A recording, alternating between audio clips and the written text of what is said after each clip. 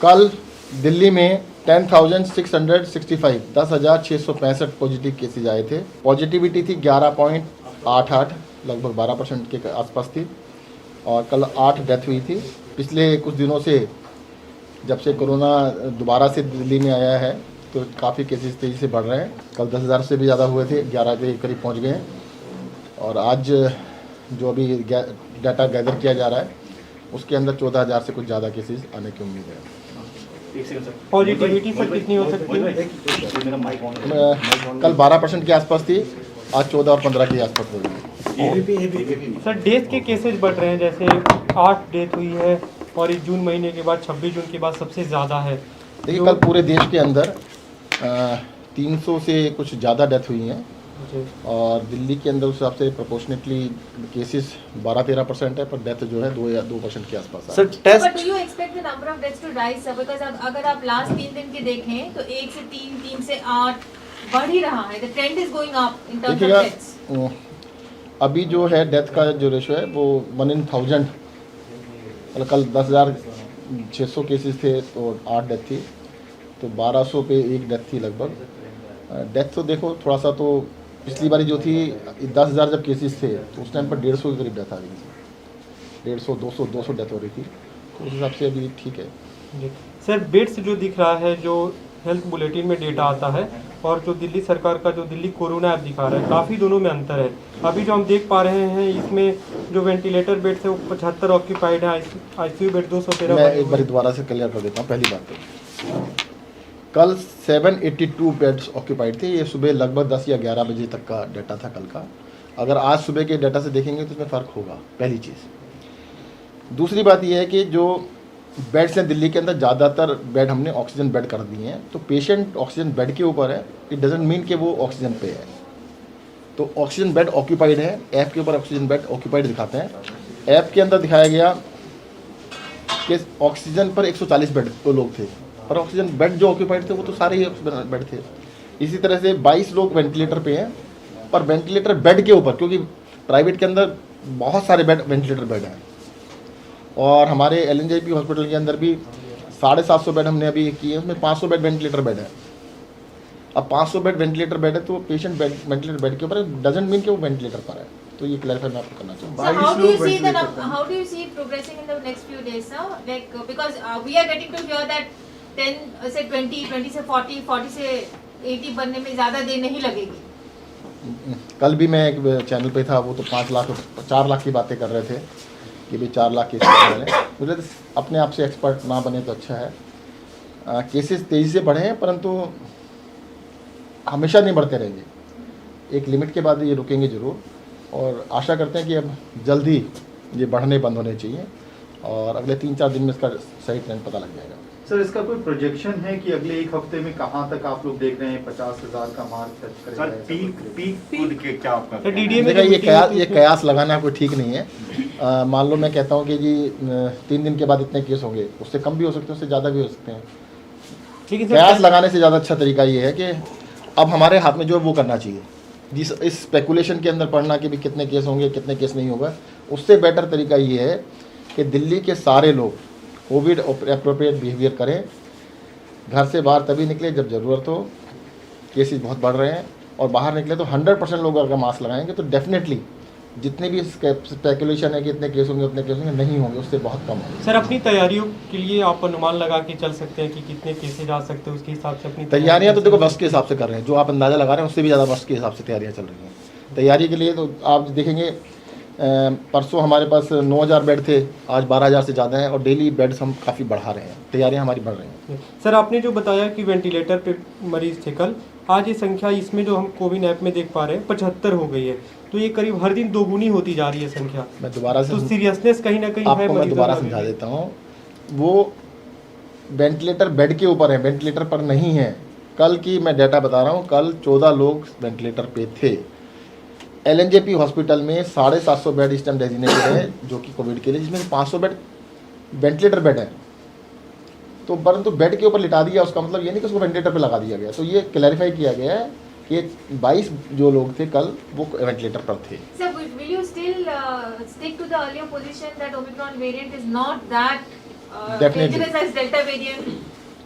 बिल्कुल सभी का ये कहना है, जितने भी एक्सपीरियंस बता रहा है हिंदुस्तान के अंदर भी। आप मुंबई देख लीजिएगा, मुंबई का एक्सपीरियंस ले लीजिएगा, वहाँ पर हमारी डॉक्टरों से बात हुई है, हॉस्पिटल से बात हुई है। Severity is very less as compare to earlier weeks. पिछली बारी जो सीवियरिटी थी बहुत ज़्यादा थी, इस बारी बहुत कम है। बहुत सारे लोगों को तो सिम्टम्स भी नहीं है। जो ये नंबर्स आ रहा है, टेस्टिंग ज़्यादा है तो इसलिए ज़्यादा नंबर आ रहा है। काफ़ी सारे लोग ऐसे हैं जिनको कोई सिम्टम नहीं है, जिनको पता भी नहीं लग रहा है। सर टेस्ट कितने, क्योंकि आपने बताया 14,000 के करीब टेस्ट केसेस आने की आज ये आशंका है, तो ऐसे में टेस्ट कितने हुए हैं? क्योंकि टेस्ट अब हम 90,000 तक पहुंच गए हैं। कल भी हमारे 89,000 से ज़्यादा टेस्ट थे, अब 90,000 से ज़्यादा टेस्ट डेली हो रहे हैं। सर होम क्वारंटीन के लिए आपने कल एक ट्वीट भी किया था, तो क्या आगे भी केंद्र हाँ, सरकार ये इसके अंदर देखिएगा, जो होम क्वारंटाइन के रूल थोड़े से अमेंड किए गए हैं। मैं सभी की जानकारी लेके बता देता हूँ कि 7 दिन के बाद आपको होम आइसोलेशन में रहने की आवश्यकता नहीं है। जिस दिन आपको सिम्टम आए थे या जिस दिन आपका पॉजिटिव आया था, विच एवर इज अर्लियर, तो 7 दिन के बाद बिना टेस्ट कराए आप होम क्वारंटाइन से बाहर आ सकते हैं, प्रोवाइडेड कि आपको 3 दिन से बुखार ना हो, कोई सिम्टम ना हो। 3 दिन तक अगर सिम्टम नहीं थे और 7 दिन टोटल हो चुके हैं तो आपको अपने ड्यूटी पे जा सकते हैं, अपने काम पे जा सकते हैं। Sir, the Chief Minister had said that 2 months of buffer stock of medicines will be created. Is the government ready with that buffer stock? Already है हमारे पास। सर जो डेथ्स हुए हैं अभी तक दिल्ली में, क्या उस पर कोई जांच हो रही है? उसमें कोई माइक्रॉन वेरिएंट की वजह से डेथ तो नहीं हुआ है? क्योंकि कल एक अभी death तक के- ओमिक्रॉन का अभी तक कोई कंफर्म केस नहीं आया है। एक डेथ जो है सर राजस्थान में वो की गई है कि ओमिक्रॉन, खुद सेंटर की तरफ से वो डेटा आया है। देखिएगा, राजस्थान के बारे में कमेंट मेरे लिए करना मुश्किल है और वहाँ की जानकारी मुझे इतनी कंफर्म नहीं है कि क्या हुआ है। लेकिन दिल्ली में जो डेथ हो रही है कि आप लोग, क्योंकि हॉस्पिटल के जो डेटा है वो तो अभी जीनोम सीक्वेंसिंग के लिए आप भेज ही रहे हैं, तो उनकी कोई ऐसी रिपोर्ट आई हो जो डेथ के केसेज हो रहे हैं उनमें कोई? मैंने अभी यही बताया कि जो कल अभी तक जितनी डेथ दिल्ली में हुई है उसमें से ओमिक्रॉन की एक भी डेथ कंफर्म नहीं हुई है। Are we Sir- looking at a lockdown, sir? Because a lot of people on the ground, everybody every day is asking that one question. मैं फिर से क्लियर कर देता हूँ। देखो, पिछली वेव में और इस वेव में बहुत बड़ा डिफरेंस है। पिछली वेव में जब 10,000 केसेस रोज़ आ रहे थे तो उस टाइम पे 10,000 केसेस में से 1,500 से 2,000 लोग एडमिट हो रहे थे। आज उसका 5वां हिस्सा भी एडमिट नहीं हो रहे हैं। जब हमारे 30,000 एक्टिव केस थे तो उस टाइम पे 6-7 हज़ार 8,000 बेड ऑक्यूपाइड थे। इस टाइम पे 1,000 बेड भी नहीं है। तो bed occupancy is very less, severity is very less पिछली बारी के मुकाबले में। दिल्ली ने देश की राजधानी होते हुए सबसे पहले सबसे ज़्यादा रेस्ट्रिक्शंस ऑलरेडी लगा दिए हैं। सारे बैंकेट हॉल बंद हैं, सारे एजुकेशन इंस्टीट्यूशन बंद हैं, जिम बंद हैं, जितनी भी दुकानें हैं अल्टरनेट खुल रही हैं, मॉल अल्टरनेट खुल रहे हैं। तो बहुत सारे रेस्ट्रिक्शंस ऑलरेडी लगा दिए हैं क्योंकि बेड ऑक्यूपेंसी अभी बहुत ही कंफर्टेबल है। तो अभी लगता नहीं है कि लॉकडाउन की ज़रूरत है। वैसे भी एहतियात के तौर पर कल शाम से 3 दिन के लिए, मतलब मंडे मॉर्निंग तक के लिए कर्फ्यू रहेगा पूरी दिल्ली में। और मुझे लगता है अभी इतने स्ट्रिंजेंट जितने एक्शन लिए गए दे आर सर, सफिशिएंट। लेकिन जो संख्या बढ़ रही है लोगों के मन में कहीं ना कहीं उससे डर उपज रहा है, क्योंकि जो पूरे भारत में जो केसेज आए 90,000 से ज़्यादा केस आए एक दिन में, दिल्ली में भी लगातार संख्या बढ़ती जा रही है। देखो, दिल्ली के अंदर सबसे पहले मैं बता दूं कि हम बिल्कुल ट्रांसपेरेंसी में विश्वास करते हैं। हम बहुत बड़ी संख्या के अंदर टेस्ट कर रहे हैं। कई सारे लोग टेस्ट नहीं कर रहे, वो कहते हैं हमारे यहाँ केस ही नहीं है। अगर हम 90,000 के टेस्ट ना करें और 9,000 टेस्ट करें तो आपके ये नंबर घट के 1,500 रह जाएंगे। तो टेस्ट कर रहे हैं तो ट्रांसपेरेंट होना चाहिए, पता होना चाहिए। और टेस्टिंग का मतलब ये है कि भाई आपको पता लग गया आप पॉजिटिव है, अपने घर में रहिएगा 7 दिन घर में रहेंगे, ठीक है, अच्छी बात है, औरों को नहीं फैलाएंगे। सर पोल बाउंड स्टेट्स खासकर पंजाब में भी टेस्ट जो है उसमें कमी लाई गई है, तो आपको नहीं लग रहा है सिर्फ इसलिए कि इलेक्शन हो सके इसलिए ऐसा किया जा रहा है और अब वर्चुअल रैलीज की ज़्यादा ज़रूरत है? देखिएगा, इस बारे में मेरा कमेंट करना ठीक नहीं है। मैं अपना बता सकता हूं कि हम देश के अंदर सबसे ज़्यादा टेस्ट कर रहे हैं। इसके बावजूद के नंबर दिल्ली में बढ़ रहे हैं, टेस्ट भी उसी हिसाब से बढ़ा रहे हैं। बाकी राज्यों से हम इस बारे में कोई कमेंट मुझे करना ठीक नहीं, आप उनसे पूछ लीजिए, बता देंगे क्यों कम किए हैं, कैसे कम किए हैं। वर्चुअल रैली का सर हो सकता है क्या कि नेता वर्चुअल रैली करें ताकि भीड़ न जुटे और लोगों के घर तक संदेश पहुंचे? आप मुझसे ना इलेक्शन कमीशन का पार्ट भी मुझसे पूछना चाह रहे हैं, ये इलेक्शन कमीशन बताता है। एक और सवाल है सर, पिछले कुछ दिनों में दिल्ली के अलग अलग सरकारी अस्पतालों में हेल्थ केयर वर्कर्स की पॉजिटिव आने की खबर आ रही है। डॉक्टर्स और नर्सेज भी पॉजिटिव हो रहे हैं। एलएनजेपी में, आरएमएल में, तमाम जगहों से खबर आई है।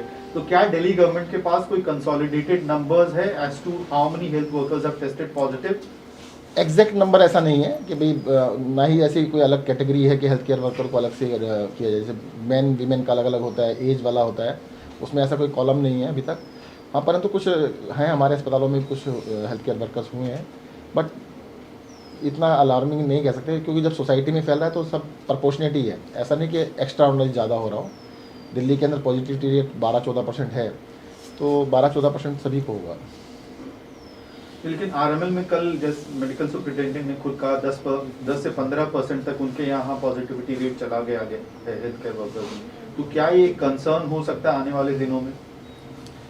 अभी तक तो सिचुएशन में कोई खास दिक्कत नहीं है, फ्यूचर में देखते हैं क्या होता है। सर एक तीर्थ यात्रा योजना चल रही थी, उसको भी रोक दिया गया है क्या इसकी वजह से? हाँ, इसकी वजह से अब चल नहीं सकता थोड़ा दिन, इसलिए बंद किया गया। सर एक बार आप कर्फ्यू का कुछ बता दें लोगों की जानकारी के लिए, क्या कुछ उस समय चलेगा, क्या कुछ पे पाबंदियाँ रहेंगी? कर्फ्यू के अंदर जैसे नाइट कर्फ्यू होता है, सब कुछ बंद रहेगा, सिर्फ जो असेंशियल सर्विसेज हैं वो लागू रहेंगी। केंद्र सरकार के जितने भी उपकरण हैं उनको हमने टच नहीं किया है, कोर्ट्स के जो कर्मचारी हैं उनको टच नहीं किया है, पर बाकी दुकानें बंद रहेंगी, सारे शॉपिंग मॉल्स बंद रहेंगे, सिनेमा मॉल्स बंद रहेंगे, पब्लिक एक्टिविटीज सारी बंद रहेंगी, रेस्टोरेंट बंद रहेंगे, ऑफिसेज बंद रहेंगे, सरकारी भी प्राइवेट भी। केंद्र सरकार के ऑफिसेज के लिए हमने कुछ नहीं कहा है, क्योंकि केंद्र सरकार की मर्जी है, वैसे सैटरडे संडे को उनके ऑफिस बंद ही होते हैं, सर तो ज़्यादा सर ट्रेन और मेट्रो की क्या कुछ कैपेसिटी रहेगी, कितनी ट्रेन और मेट्रो चलेंगी, पर वो तो उनकी फ्रिक्वेंसी, मेट्रो की फ्रिक्वेंसी थोड़ा कम रहेगी। सर कर्फ्यू के दौरान सर किन लोगों को डीएम ऑफिस से पास बनवाने की आवश्यकता पड़ेगी? नहीं, ज़्यादातर के आई कार्ड पे चल जाएगा, जैसे मीडिया वाले हैं, मीडिया वालों को अलाउड है तो अपना आई कार्ड दिखा दीजिए, उससे काम चल जाएगा। सर एक कंफ्यूजन बहुत ज़्यादा है जो वर्किंग क्लास है उसके बीच में, चाहे वो कंस्ट्रक्शन वर्कर हो, हाउस हेल्प हो या रिक्शा पुलर्स हो, ये लोग भी क्या एग्जम्पशन लिस्ट में होंगे, उससे बाहर होंगे लोग? नहीं, देखिएगा जो घरों के अंदर तो हाउस हेल्प के लिए तो अलग से एग्जम्पशन नहीं होगी, और सिर्फ 2 ही दिन की बात है, सैटरडे एंड संडे 2 दिन काम चला लीजिएगा। सर अभी भी जीनोम सीक्वेंसिंग हो रही है क्या? महाराष्ट्र ने बंद कर दी है। जीनोम सीक्वेंसिंग हो रही है सैंपल्स, कुछ सैंपल्स की, सबकी नहीं हो रही है, क्योंकि पहले जब हमने कहा था सारों की होगी तब तक 300-400 केसेस से भी कम थे, क्योंकि अब नंबर्स 10,000 15,000 पर डे है। तो जीनोम सीक्वेंसिंग का मकसद बता देता हूँ, उसका मकसद था कि क्या ओमिक्रॉन हिंदुस्तान में आया है नहीं आया है। अब ये कन्फर्म हो चुका है कि ओमिक्रॉन आ चुका है, ये भी कन्फर्म हो चुका है कि ज़्यादातर केसेस ओमिक्रॉन के हैं, तो अब मुझे लगता है इसकी ज़रूरत नहीं है ज़्यादा कि आप उस पर जाएँ कि हम कौन सा पेशेंट ओमिक्रॉन है, कौन सा नॉन ओमिक्रॉन है। ऑल कोरोना आर कोरोना, सारे कोरोना है, इससे फ़र्क नहीं पड़ता कि ओमिक्रॉन है कि डेल्टा है कि अल्फा है कि बीटा है। Thank you.